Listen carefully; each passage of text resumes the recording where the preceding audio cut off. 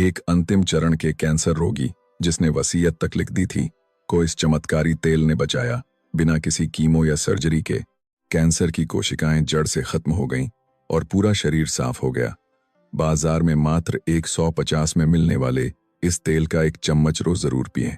मैं आपको मेरे क्लिनिक में आई 74 वर्षीय श्रीमती शीला देवी जी की कहानी सुनाता हूं। वह इतनी ऊर्जावान थीं कि अपने पड़ोस की ट्रैकिंग क्लब की अध्यक्ष थीं। वह हर साल बिना चूके अपनी स्वास्थ्य जांच कराती थीं और सिर्फ 6 महीने पहले ही उनकी सभी रिपोर्टें सामान्य आई थीं। लेकिन एक दिन से उन्हें लगातार पाचन में समस्या और शरीर में भारीपन महसूस होने लगा और वह मेरे पास आईं। जब हमने विस्तृत जांच की तो एक चौंकाने वाला परिणाम सामने आया, लिवर कैंसर। श्रीमती शीला देवी जी ने मेरा हाथ पकड़कर रोते हुए कहा, डॉक्टर साहब, मैंने सरकार के कहे अनुसार सारी जांचें करवाईं और सब कुछ सामान्य था, फिर अचानक ऐसा कैसे हो गया। वह बहुत हताश थीं। दोस्तों, कैंसर कोशिकाएं बहुत ही जिद्दी होती हैं। एक कोशिका को 2 और फिर 4 बनने की प्रक्रिया को हजारों बार दोहराकर सिर्फ 1 मिलीमीटर का आकार लेने में कई साल, यहां तक कि 10 साल भी लग जाते हैं। लेकिन आजकल अस्पतालों में इस्तेमाल होने वाले अत्याधुनिक उपकरण भी इस 1 मिलीमीटर के कैंसर का पता नहीं लगा पाते। कम से कम 5 मिलीमीटर का होने पर ही यह कैमरे में पकड़ में आता है। इसका मतलब है कि पिछले साल की जांच में सब कुछ साफ होने का मतलब यह नहीं था कि कैंसर था ही नहीं, बल्कि यह इतना छोटा था कि उपकरण उसे पकड़ नहीं पाए और वह छिपा हुआ था। हमारे देश के आंकड़े वास्तव में डरावने हैं। कहा जाता है कि हर 3 में से 1 भारतीय को अपने जीवन में कभी न कभी कैंसर का सामना करना पड़ता है। खासकर आजकल की बदलती खान-पान की आदतों के कारण ऐसे कैंसर जो पहले दुर्लभ थे, अब विस्फोटक रूप से बढ़ रहे हैं।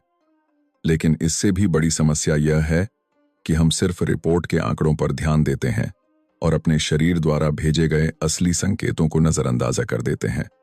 बहुत से लोग ऐसे हैं जिनकी खून की जांच की रिपोर्ट सामान्य सीमा के बिल्कुल किनारे पर होती है, लेकिन चूंकि उसे सामान्य कहा जाता है, वे निश्चिंत होकर अपनी बुरी आदतों को जारी रखते हैं। आखिर ऐसा क्यों होता है?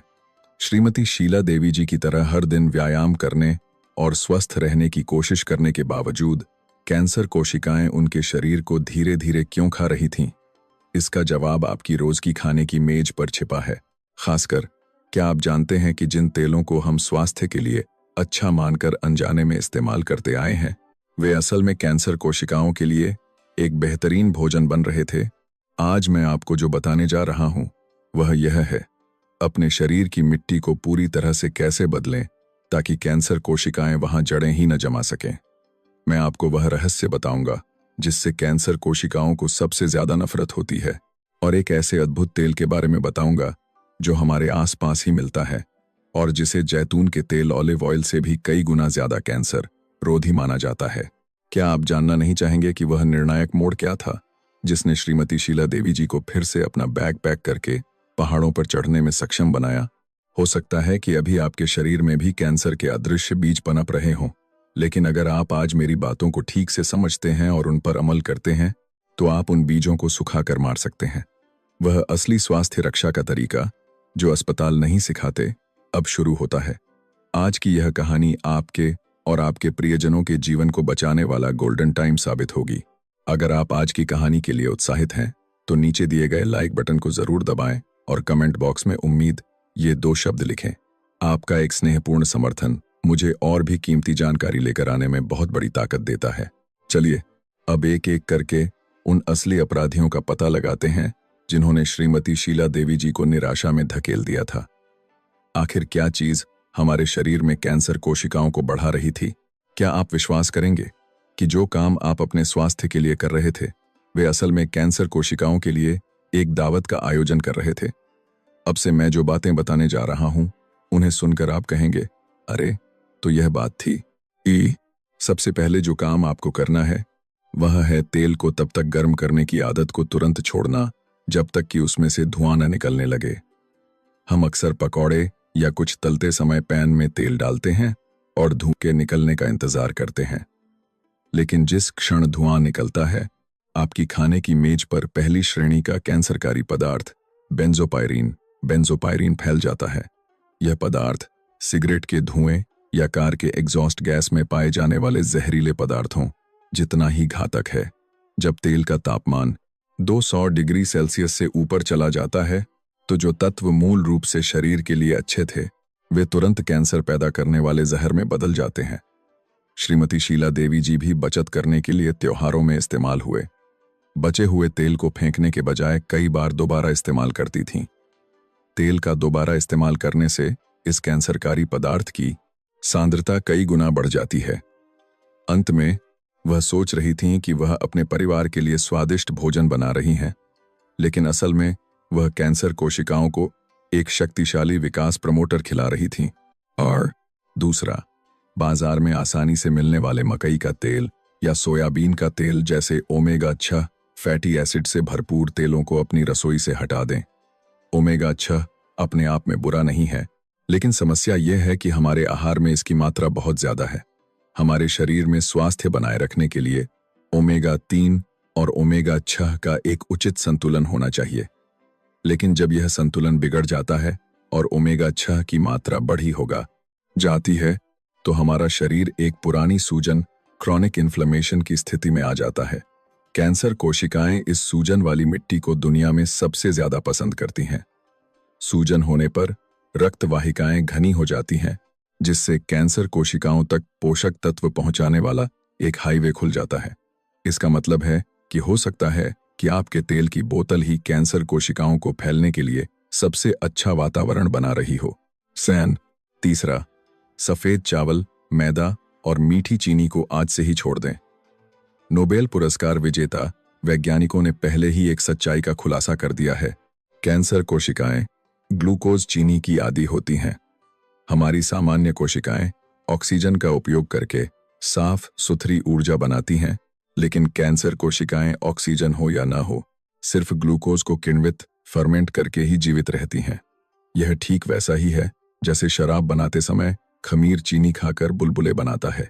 इसीलिए अस्पताल में कैंसर का पता लगाने वाली पीईटी सीटी स्कैन भी यह देखकर ही कैंसर की गांठ का पता लगाती है कि हमारे शरीर में ग्लूकोज कहां-कहां इकट्ठा हो रहा है।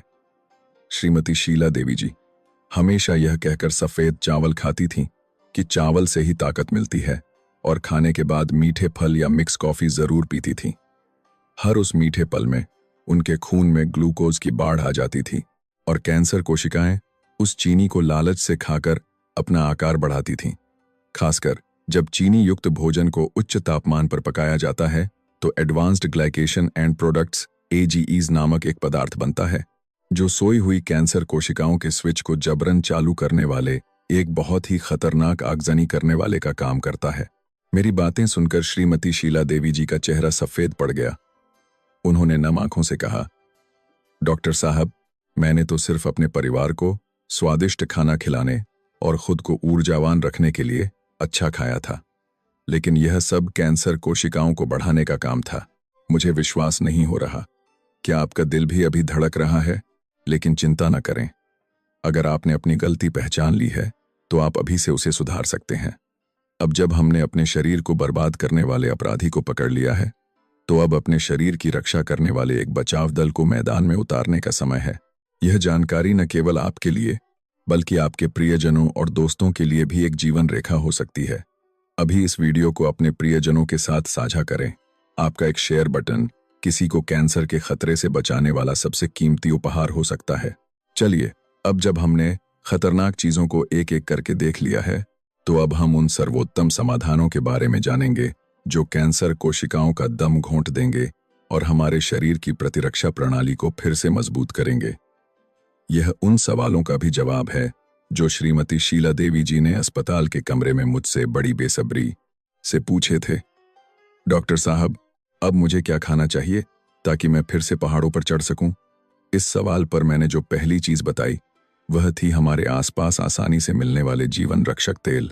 पहला, आपको हर सुबह जो चीज जरूर खानी चाहिए वह है कोल्ड प्रेस्ड अलसी का तेल, फ्लैक्सीड ऑयल। महंगे आयातित तेलों से कहीं ज्यादा यह अलसी का तेल हमारे शरीर के लिए एक शक्तिशाली ढाल बनता है। अलसी के तेल में 60% से भी ज्यादा अल्फा लिनोलेनिक एसिड नामक ओमेगा 3 फैटी एसिड होता है, जब यह हमारे शरीर में जाता है तो यह एक अग्निशामक की तरह काम करता है और पुरानी सूजन को शांत करने के लिए एक शक्तिशाली सूजन रोधी क्रिया शुरू करता है। मैंने आपको पहले बताया था कि कैंसर कोशिकाएं सूजन वाली मिट्टी में फलती फूलती हैं, है ना? अलसी का तेल का ओमेगा 3 उस मिट्टी को एक ऐसी बंजर जमीन में बदल देता है जहां कैंसर कोशिकाएं जीवित ही नहीं रह सकती। वास्तव में यूरोप और अमेरिका के शोध परिणामों से पता चलता है कि जो लोग नियमित रूप से इस तत्व का सेवन करते हैं उनमें बड़ी आंत के कैंसर या प्रोस्टेट कैंसर होने की संभावना लगभग 40% कम हो जाती है। ऐसा इसलिए है क्योंकि यह अलसी का तेल कैंसर कोशिकाओं द्वारा आसपास की रक्त वाहिकाओं को खींचकर पोषक तत्व चुराने की कोशिश को जड़ से ही रोक देता है। हालांकि एक बात जो आपको जरूर याद रखनी है वह यह है कि इसे हमेशा कच्चा ही खाना चाहिए, गर्म करके नहीं। तेज गर्मी से ये कीमती तत्व नष्ट हो जाते हैं और शरीर के लिए हानिकारक पदार्थ बन सकते हैं। इसीलिए इसे हमेशा सलाद में या खाली पेट 1 चम्मच सीधे ही पिएं। और दूसरा, आपको खाना पकाने में इस्तेमाल होने वाले तेल को नारियल के तेल कोकोनट ऑयल से बदलने का निर्णय लेना होगा। नारियल का तेल सामान्य तेलों से संरचना में पूरी तरह से अलग एक बहुत ही खास तेल है। यह मध्यम श्रृंखला फैटी एसिड मकफे नामक छोटे आणविक श्रृंखलाओं से बना है। और क्या आप जानते हैं कि यह कैंसर रोगियों के लिए एक चमत्कारी ऊर्जा क्यों है? क्योंकि कैंसर कोशिकाएं इस तेल को ऊर्जा के रूप में बिल्कुल भी इस्तेमाल नहीं कर सकती। कैंसर कोशिकाएं सिर्फ ग्लूकोज खाकर ही बढ़ती हैं, लेकिन नारियल का तेल कैंसर कोशिकाओं को भूखा मारता है, जबकि हमारे शरीर की सामान्य कोशिकाओं को तुरंत ऊर्जा प्रदान करता है। खासकर जो लोग कैंसर के इलाज के दौरान तेजी से कमजोर हो रहे हैं और मांसपेशियों के क्षय कैशेक्सिया से पीड़ित हैं, उनके लिए यह नारियल का तेल एक जीवन रेखा के समान है। इससे एक ऐसी रणनीतिक डाइट संभव हो जाती है जिसमें मरीज को तो ताकत मिलती है, लेकिन कैंसर कोशिकाओं को एक बूंद भी भोजन नहीं मिलता। इसके अलावा नारियल के तेल का एक बड़ा फायदा यह है कि यह अन्य वनस्पति तेलों के विपरीत गर्मी के प्रति बहुत प्रतिरोधी है, इसलिए इसे भूनने वाले व्यंजनों में बिना किसी कैंसरकारी पदार्थ की चिंता के सुरक्षित रूप से इस्तेमाल किया जा सकता है। तीसरा, हमारे शरीर की कोशिकाओं को शुद्ध करने और जहरीले पदार्थों को बाहर निकालने के लिए नियमित रूप से हिप्पोक्रेट्स सूप पीना चाहिए। यह सूप आलू, गाजर, अजवाइन और लहसुन जैसी सब्जियों को अच्छी तरह से उबालकर बनाया जाता है और इसका मुख्य सिद्धांत कोशिकाओं के अंदर और बाहर पोटेशियम और सोडियम के संतुलन को ठीक करना है। कैंसर से पीड़ित शरीर में सोडियम कोशिकाओं के अंदर घुस जाता है, जिससे कोशिकाएं सूज जाती हैं और ऑक्सीजन की आपूर्ति बंद हो जाती है। कैंसर कोशिकाएं ऑक्सीजन रहित, अंधेरे और नम वातावरण को पसंद करती हैं, लेकिन जब आप यह सूप पीते हैं तो भारी मात्रा में पोटेशियम कोशिकाओं में प्रवेश करता है और खराब नमक को बाहर धकेल देता है। जब कोशिकाओं की सूजन कम हो जाती है और साफ ऑक्सीजन की आपूर्ति शुरू हो जाती है तो कैंसर कोशिकाएं घुटन महसूस करने लगती हैं। यह ठीक वैसा ही है जैसे एक जाम नाली को खोलना। यह हमारे शरीर के चयापचय कार्यों को सामान्य स्थिति में लौटाने की एक प्रक्रिया है। श्रीमती शीला देवी जी ने भी शुरू में कहा था कि यह सूप फीका है, लेकिन कुछ ही दिनों में उन्होंने अपने शरीर में हल्कापन और चेहरे पर चमक महसूस की और उन्होंने मुझे कई बार धन्यवाद दिया। दोस्तों, क्या आपको उम्मीद की किरण नहीं दिख रही है? अपने शरीर के वातावरण को ऐसा बनाना जो कैंसर कोशिकाओं को नापसंद हो, यह कोई दूर की बात नहीं है। आज मैंने जो 3 चीजें बताई हैं, अगर आप उनका सही ढंग से पालन करते हैं तो आपका शरीर एक ऐसा अजेय किला बन जाएगा जो कैंसर जैसे बिन बुलाए मेहमान को खुद ही बाहर धकेल देगा। अगर आज का यह वीडियो आपके स्वस्थ जीवन के लिए एक बड़ी उम्मीद बना है तो अभी सब्सक्राइब बटन और नोटिफिकेशन बेल को जरूर दबाएं।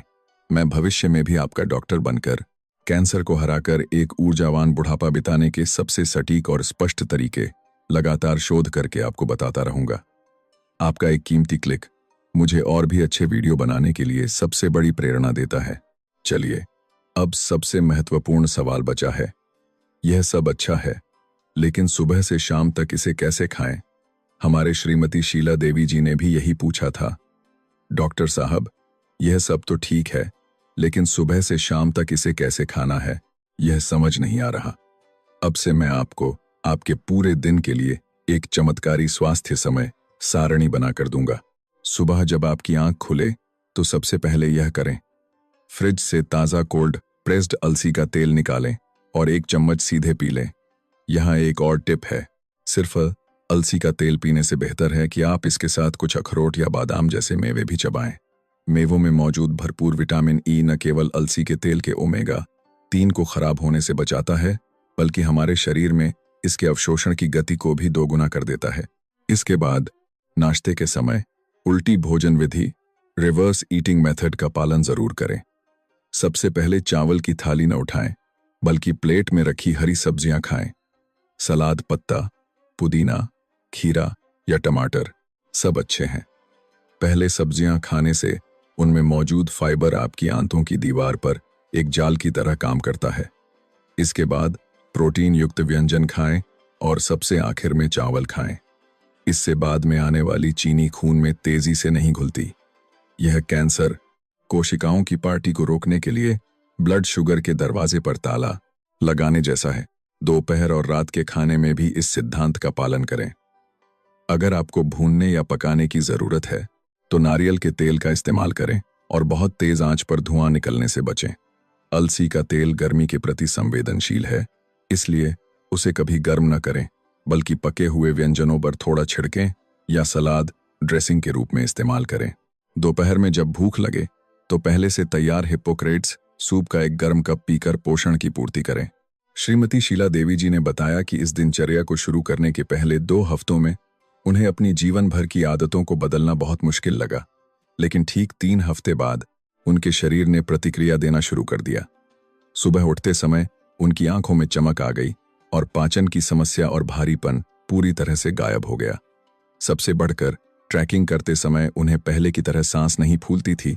यह महसूस करके उनके चेहरे पर फिर से मुस्कान लौट आई।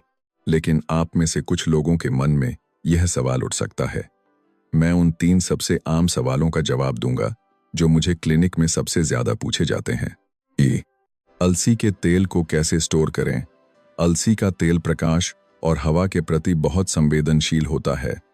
इसे हमेशा एक अपारदर्शी बोतल में रखकर फ्रिज में स्टोर करें और ढक्कन को कसकर बंद करें।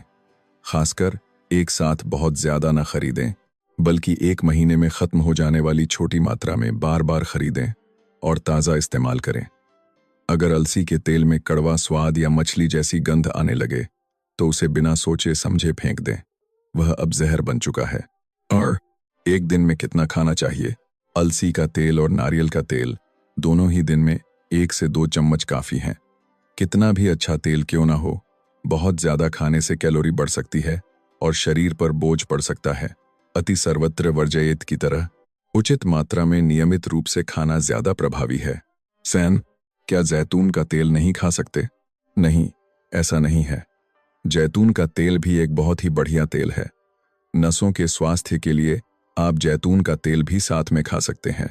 बस मैं यह कहना चाहता हूं कि आज मैंने जिस अलसी के तेल पर जोर दिया है वह कैंसर कोशिकाओं द्वारा पैदा की गई सूजन को कम करने में माहिर है, इसलिए आप दोनों का उपयोग अलग अलग उद्देश्यों के लिए कर सकते हैं। दोस्तों, आज मैंने जो दिनचर्या बताई है वह शुरू में थोड़ी अपरिचित और मुश्किल लग सकती है, लेकिन हमारी श्रीमती शीला देवी जी की तरह सिर्फ 3 हफ्तों के लिए आंख बंद करके इसका पालन करें। आप भी अपने शरीर द्वारा कैंसर कोशिकाओं को बाहर धकेलने और फिर से ऊर्जावान होने के उस अद्भुत बदलाव का अनुभव करेंगे। जो लोग इस वीडियो को देख रहे हैं और आज से ही इस चमत्कारी दिनचर्या को शुरू करने का फैसला कर रहे हैं, वे कमेंट में अमल या 2 लिखें। आपका यह छोटा सा संकल्प एक स्वस्थ बुढ़ापे की ओर आपका पहला कदम होगा। साथ ही कमेंट में एक दूसरे को प्रोत्साहित करें। अकेले करना मुश्किल है, लेकिन हम सब मिलकर इसे अंत तक कर सकते हैं। आपका एक जोशीला कमेंट किसी ऐसे व्यक्ति के लिए बड़ी हिम्मत बन सकता है जो अपने स्वास्थ्य को छोड़ने वाला था। मैं आपके कमेंट्स को देखकर आपका समर्थन करूंगा। दोस्तों, आज मेरे साथ इतने लंबे समय तक हमारे शरीर की रक्षा करने के इस कीमती ज्ञान को साझा करने के लिए आपका बहुत बहुत धन्यवाद। कैंसर एक भारी विषय था, लेकिन मुझे उम्मीद है कि यह एक ऐसा समय रहा होगा जब आपने यह पाया कि हम कैसे इसका सामना करते हैं, इस पर हम निश्चित रूप से जीत सकते हैं। अब अंत में मैं आज सीखी गई बातों को 3 मुख्य बिंदुओं में संक्षेप में बताता हूं। पहला, खराब तेल और रिफाइंड कार्बोहाइड्रेट को अपनी थाली से हटाकर कैंसर कोशिकाओं की भोजन श्रृंखला को तोड़ना। दूसरा, कोल्ड प्रेस्ड अलसी का तेल, नारियल का तेल और हिप्पोक्रेट सूप के माध्यम से शरीर में एक ऐसा स्वच्छ वातावरण बनाना जहां कैंसर कोशिकाएं जीवित नहीं रह सकती। तीसरा, उल्टी भोजन विधि को आदत बनाकर हर दिन ब्लड शुगर को स्थिर करना और प्रतिरक्षा कोशिकाओं की ताकत बढ़ाना। हमारी श्रीमती शीला देवी जी अब कैसी हैं? पिछले हफ्ते जब वह नियमित जांच के लिए अस्पताल आईं, तो उनके चेहरे पर वही पुरानी ऊर्जावान मुस्कान थी। उन्होंने बताया कि अब उन्होंने फिर से ट्रैकिंग क्लब की गतिविधियों में भाग लेना शुरू कर दिया है और हर हफ्ते अपने दोस्तों के साथ स्वस्थ रूप से जंगल में घूम रही हैं।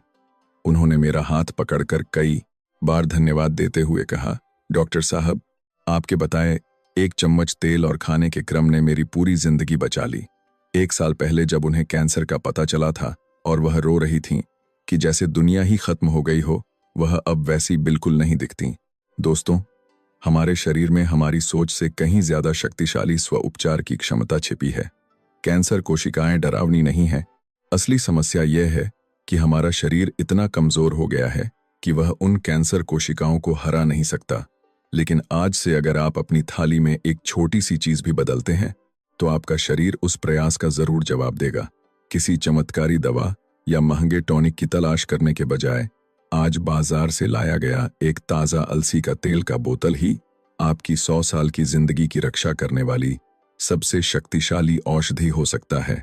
मैं भी यह सुनिश्चित करने के लिए कि आप अंत तक स्वस्थ रहें और अपने प्रियजनों के साथ एक खुशहाल बुढ़ापा बिताएं, हमेशा नवीनतम चिकित्सा जानकारी का अध्ययन करता रहूंगा और आपके साथ रहूंगा।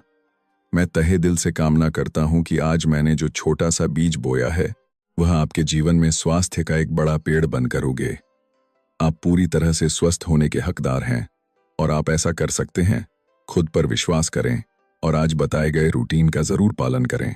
अंत में, अगर आज के वीडियो ने आपको हिम्मत दी है, तो कृपया इसे उन लोगों के साथ भी जरूर साझा करें जो अपने स्वास्थ्य को लेकर चिंतित हैं। आपका एक स्नेहपूर्ण शेयर किसी निराश व्यक्ति के लिए फिर से खड़े होने का एक चमत्कारी सहारा बन सकता है।